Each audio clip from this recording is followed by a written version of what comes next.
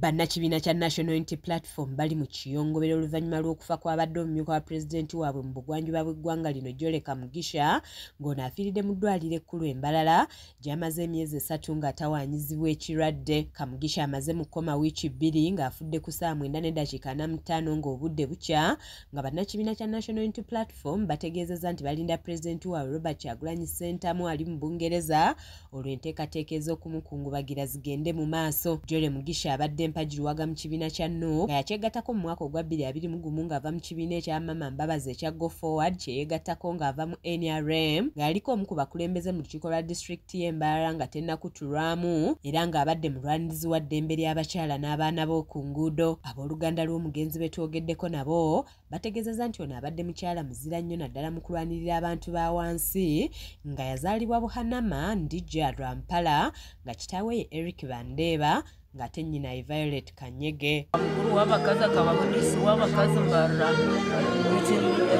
eri mpango n'ekyo nenkizuka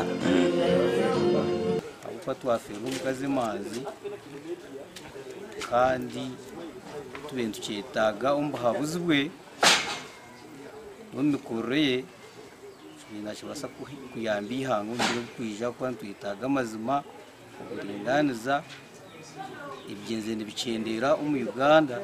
Enteekateeka z'okukungubagira omugenzi Joel Kamugisha zifulumiziddwa ng'ono waakuziikibwa ku Lwokutaano mu disitulikiti y'Emitooma mu kifo we baaziika bbo omugenzi Mugisha. Joan Katushabe yakusakidde eggulire lino ku lwa KSTV Agaleero.